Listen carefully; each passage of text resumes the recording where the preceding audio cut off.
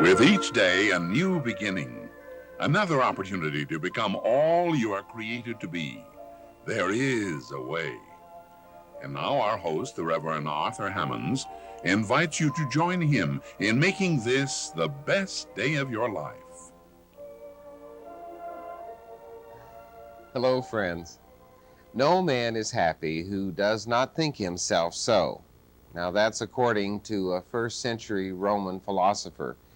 Is that all we have to do, just think ourselves happy? Let's discuss happy thoughts with our guest, Dr. Gregory Penn. Dr. Penn is Minister of Unity of Escondido in Escondido, California. He is the host of his own television program called Aspire. Welcome, Greg. Thank you, Glad Arthur. you It's can nice be to here be here. again. Thank you. I wanted to ask you right off, what is happiness? Well, what was the quote that you just used? Something about a person who thinks themselves to be happy makes themselves happy. Yes. Maybe that's why Rome fell. Because I don't think that we can think happy thoughts, and stay happy. That's been maybe our folly, trying to make the mind believe that. You asked me, what is happiness? It's an interesting thing. For most of us, that always seems to translate in something that we get, or something that we have, or something that we do.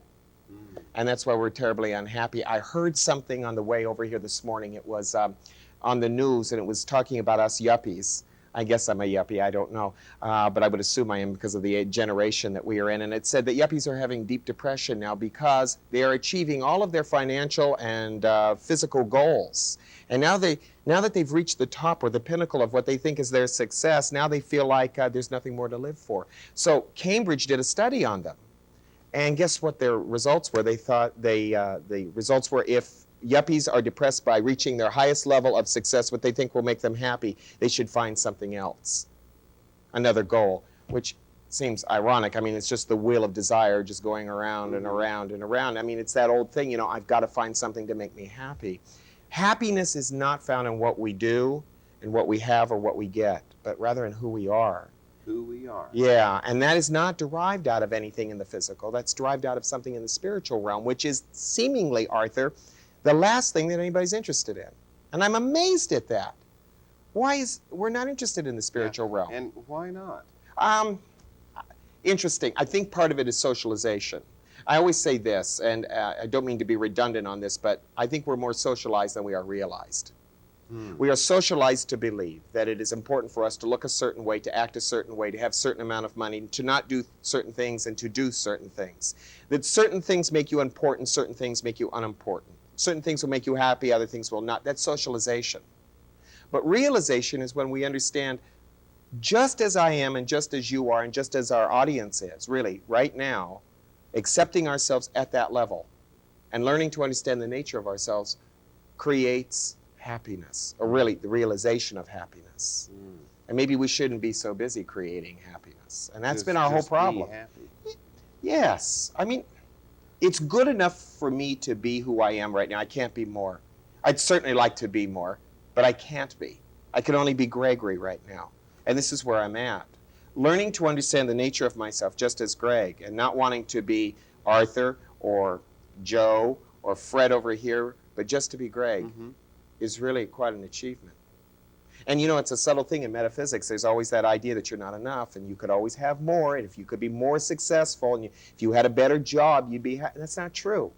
I mean, just this little yuppie report I was listening to kind of reinforced that we're beginning maybe slowly to find out that all the things that our parents told us would make us happy, would make us fulfilled, they're not. That having the wife, the car, the home, the camper, the boat isn't going to make you happy. Having people's adoration of you. Well, why do we think that we are happy? Because we've been told that after certain accomplishments we should be happy. And if we're not happy, then we feel guilty because we think, I'm ungrateful. I should be more grateful for that. I have people, and I'm sure you do, come into my office for counseling. They say, I've got everything. Why aren't I happy? Why? One reason: they have never found themselves, Arthur. And everything that we are doing, believe it or not, we're only really trying to find who we are. That's all we're really doing. But we miss that.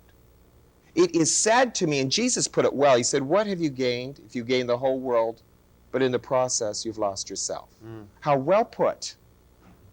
And you know, that's what we've been done in our society, is geared towards that. It's geared towards get more, be more, have more. People will like you. People will think you're better. Instead of the simple analogy of find yourself, know thyself, as Socrates said. And I think maybe rather than complicating our lives so much and trying to get more, maybe we should just be ordinary. Go back to simplicity. Maybe the object is not to accumulate a lot of things and then die with all this stuff, but maybe it is to get everything you need to show you how futile that is, and then in your years where you are getting older, instead of thinking of it as decline, you get rid of things, make your life simpler. In other words, you go like this rather than like that, straight up. Maybe. I don't know. It's good, though, to talk and speculate about all the possibilities. And our listeners are very clever and bright, and they take all this information to figure out for themselves what works. Yeah. How can happiness be found in what we do, or can happiness be found in what we do? No. The only way happiness can be found is if what we do is an extension of who we are. Now, most people, according to Standards Index, say that 80% of the American population is unhappy in their occupations and wish they did not have the occupation they have. 80%, pretty high. That means that 20% of us really like what we're doing. I like what I'm doing. I assume you like what you're doing. I love what I'm doing. Well, there you are, and I hope many of our viewers out there do, but according to the standard, they're not. Now, you have so many things that you do. You have a television ministry and a very worthwhile program that I know takes lots of work on your part. I have insight as to how having a television program is a lot of work. And you also have your ministry and counseling and teaching and the many radio things you do, and your radio program, yes, and a family. Yeah. You're happy. Not all the time, because in all of that, there are tendencies in my life to forget who I am in that. And I have to keep a real balance all the time between what I am and who I am, and not losing myself in the activities. And I have done that on many occasions, and I have to go back and I have to center myself again. And when I find myself unhappy in doing my radio, my TV, or whatever I'm doing, I stop, I go within myself, and I go, what is it that's making you unhappy? My mind will first want to do this. It want to go outside of me, and it will say, well, I'm not happy with what this is doing. I'm not happy with what's that. And they're not supporting me, and this needs to be done. And, and then I stop and go, Gregory, please remember yourself. Now, that takes concentration, meditation. But when I get back to it, I find out that my mind has complicated all of this and has made me unhappy. It is our minds that make us unhappy. Is it our minds that make us happy? No. If they're disciplined? No. Then what does? Our heart is the only thing that makes you happy. Because our heart knows who we are, and it will communicate that to the mind. It will reflect through the mind. But the mind is a mirror. It's a reoccurring metaphor in Zen that it is nothing more than a mirror. It is a reflector of what's going on inside me. So when I find that I'm unhappy, it's because my mind is saying to me, Gregory, you're out of kilter. Your ego is involved, your vanity may be involved, your over-important sense of importance or responsibility is involved. I tend to, if I let my mind go, I'll be a worrier. So I really have to let that part of me kind of go. And that's where the discipline is. I always realize I have to return back to center, back to my heart. Because there, everything is in perspective. I can see things objectivity, I should say. What does your heart look like? Is it a Valentine, or is it a laboratory, or a... It is empty. Very spacious, where everything is that I have considered to be so ultra important now is what it is. And I found out that most of the things that I think are ultra important in the physical, in fact, all of them, are very, very futile, petty.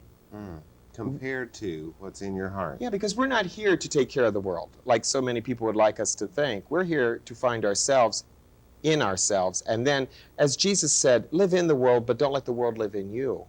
And that's the mistake we make. We let the world live in us. And when we do that, we create chaos for ourselves. And that creates unhappiness. Deep. Because, Arthur, no matter what you get, you'll always be unhappy. We've known movie stars, the Marilyn Monroes, all of them, the Clark Gables. They had everything, fame, fortune, sexuality, the whole thing. died broken-hearted people. Why? Because there's nothing out there that can make them happy. They're always looking for something outside of themselves instead of taking the time to find out who we are. You know, one of the things I say to my congregation is, and I open up quite often with this, is don't come here expecting how to learn to get more. Understand that you come here to find out, to remember who you are. You forgot. It's not that you never knew, you forgot. You got sidetracked. When do you get sidetracked? Does it start with birth? Starts with pleasing our parents. We are taught that the first thing we must do is jump hoop with the parents. When they say jump, we go how high? Because we feel that if they don't love us, no one will love us. It's that old socialization that blood is thicker than water. Not true. We never bother to teach our children, honey, love yourself, accept yourself. You don't have to please me. Understand yourself. We never take the time. That's the first place it happens. Then from there, most of us, if we look at it, are proving things to our parents. We think in the back of our mind, if my mother and father could only see me now. Yeah. You know, aren't you proud of your son or your daughter for what they've done? That's where it begins. We should then, I hear you saying we should be pleased, we should please ourselves. We should understand ourselves, do the things within us that denote the truest sense of who we are as we are currently understanding it now. Yeah, that will change. Yeah, I'm fascinated by statistics, as I know you are. And one interesting thing I've read is that people that don't work the job they want to work, but the job they suspect their parents would have wanted them to have. Yes, Really or the one that would make them the money that their parents would have wanted them to have. My mother never wanted me to be a minister, teacher. She wanted me to be a doctor, you know, that kind of thing. And we used to go round and round on that. Never got resolved because I had to do, this was what I was supposed to do for this life, for this time. I didn't want to be a doctor. It was important. How can we find happiness in difficult times? By remembering who we are. Remember, there are no such things as difficult times. There are moments, and they are that. The difficulty is when I resist that moment. When I say, this is not what I want, this is not what I'm willing to understand, this is a situation I will not allow to teach me anything. So I'm going to resist it, and I'm going to say, this can't happen, I don't like it, and I don't want it to happen, rather than opening myself up to it and saying, teach me. What is this, and what is in this situation that would bring me to a closer understanding of who I am and what I am? And with that understanding, of course, I will have more happiness. Because happiness is derived out of simple understanding that you and I, as people, are infinite spiritual beings. We have no beginning, and we've never had an end and never will. In this body, we think of ourselves as having beginning and endings. And in the middle are trials, tribulations, a few victories here and there. But basically, we have the subtle idea, we live and then die. With that attitude in us, we can never be happy. Because there's no sense of self in there. So when you talk about self, you have to talk about the eternal side. And people are more interested in getting their beamers than they are in getting their heart, recognizing it. It's more important that they look a certain way than they find themselves. Yeah, I hear what you're saying, and I know you've got some important steps on how we can be happier, and I want to come back to those in just a moment. Today, our guest is Dr. Gregory Penn, minister of Unity of Escondido in Escondido, California. Greg, you have some steps that will help us find happiness. Yeah. And they're in your brochure. Let me share this with our viewers for a second. Gregory has created this beautiful Green for Growth brochure, and it has some beautiful ideas as well as how to be in touch with Greg if you have any questions or would like to know more about his ministry or the fine TV program Aspire that he is the host and executive producer of.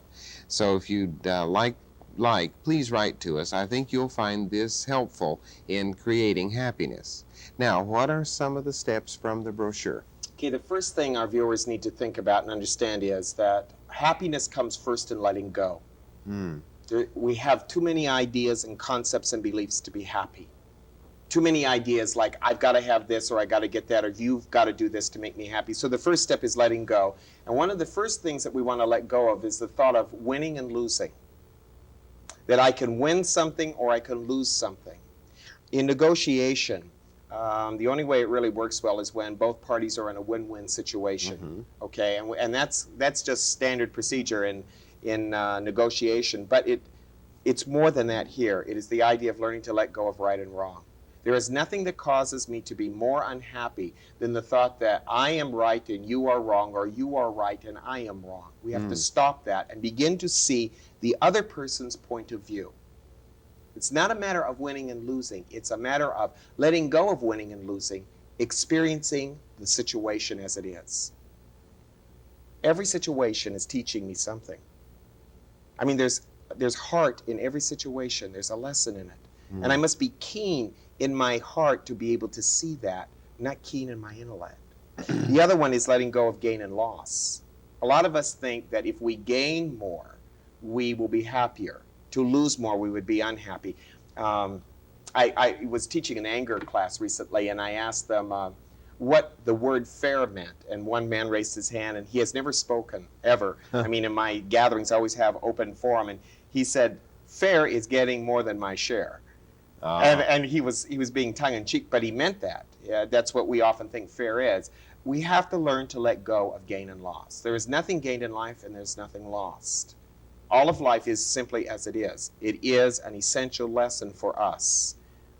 The more we think in terms of gain and loss, the more judgmental we become. The more judgmental we become, the less happy we can be.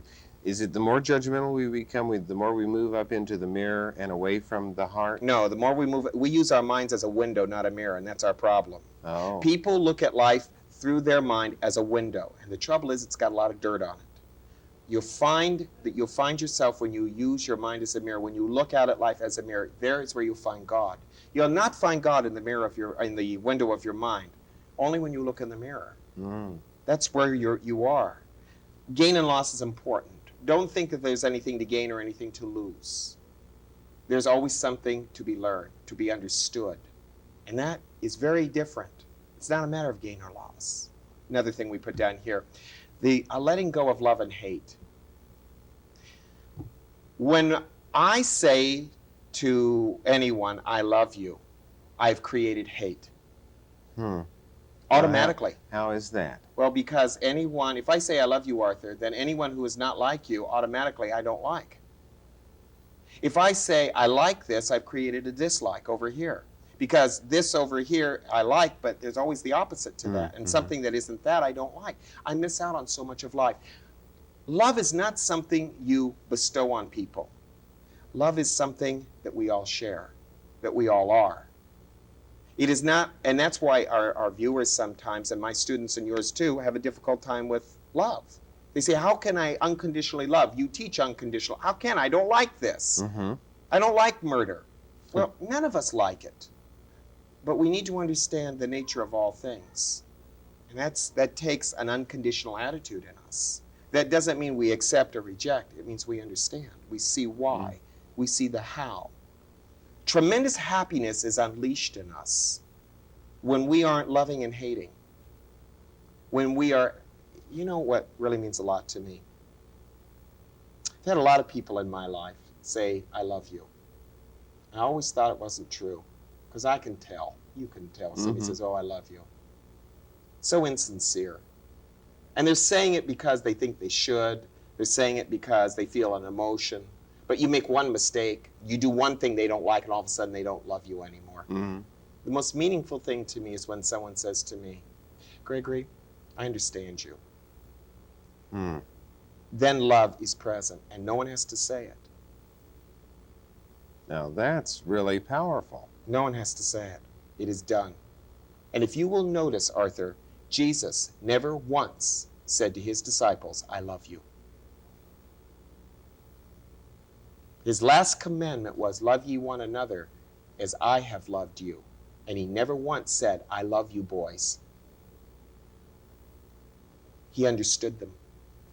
He said to Peter, you're going to deny me 3 times before the sun rises. He loved him. He didn't deny him his love. He understood. He didn't say it was right or wrong. He didn't say it was good or bad. He knew Judas was going to betray him. He didn't say, Judas, I hate you for doing that. Or Judas, I love you for doing that. He understood Judas. The love was there, but it was unsaid. We lose so much because we talk too much. Mm. That's good input, and I appreciate it. What's your next The next step? one is the letting go and going within. We have to go within ourselves. Remembering ourselves is very important.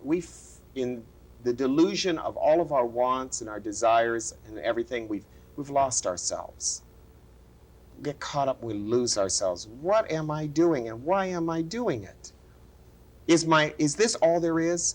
I had a counselee come into my office. It was a male. It was very unusual that it was a male, because it's usually female. He was rather successful in his life, had a nice home, nice retirement, and he looked at me and he sat down and he said, I just want to ask you one question. He says, is this all there is? Mm. He said, I got everything I wanted. Is this it? And his wife sat next to him. She said, honey, just forget that. But he said, I can't. And I said, no, this is not all there is. There's so much more. But you see, he lost himself in all of this. Mm. You can't lose yourself in the world. If you lose yourself, if you've lost yourself, you've lost everything. I think that goes back to the question you asked me earlier about, our work. How do we as teachers, as counselors, as ministers, how do we, keep the balance in ourselves? It's hard. Mm-hmm. It's hard because there's a tendency to think of ourselves as a father and then as a minister and a teacher. You've got to remember you're none of those things. You're simply you. And you came to this planet for some specific reasons. You were not sent here by God. You're here because of you. This is you and me. We're Mm-hmm. here. This is something we need. Happiness comes in remembering that. Remembering that I don't need anyone to tell me I'm okay. I don't need anyone to put their arms around me and say to me, gosh, Greg, I love you, and validate me. If they do, it's wonderful. Mm-hmm. But if they don't, I still know who I am. Well, how can you build that knowing who you are? Every day in every way, practice being true to yourself. In other words, take a look at your job. Are you doing a job you hate? And if you're doing it and you're not enjoying it, why are you there? Why aren't you being true to yourself? The next thing is, in your personal relationships with people, are you sincere? Hmm. Can you say to someone, I understand you? And if you can't say that, then why don't we make the effort to do so? We should try. And that means we're going to have to do some meditation. You get clear again. Mm-hmm. Not think so much from what we've been taught, our socialization and our analyzation, but work for more of our realization. I want to understand people more now than I've ever wanted to. Because as I understand them, I find I am there in everybody I've ever met. I didn't used to think that way. I used to think that I was this person and this person was this person and this person was this person. It's not true. I'm in everybody. There's a little bit of me in everybody I've met. The more I understand them, the more I understand me. Mm. And you know what? From that point of view, I find no fault in anyone. How can I blame anyone for what they've done when I find out I could be doing it too? I find no fault. Mm-hmm. That's very healthy. And then that gets the feelings in the heart up Into the mind. to the mirror of the mind. And now the mind's thoughts change automatically. See, now you're not manipulating the thoughts saying, I got to be positive. Now the thoughts are already compassionate. They're the first thought you have is compassion and forgiveness and understanding. And with those three, you have love. And all of a sudden, you're not doing it anymore. It's being done through you. Mm. Now we begin to understand what Jesus meant when he said, I of myself can do nothing. It is the Father within me which doeth the works. He was saying, I become a channel. I don't try to think loving thoughts. I don't try to be positive. My heart brings it up. And I respond more from that than what I'm supposed to do. I remember who I am. I'm more realized than I am socialized. Mm.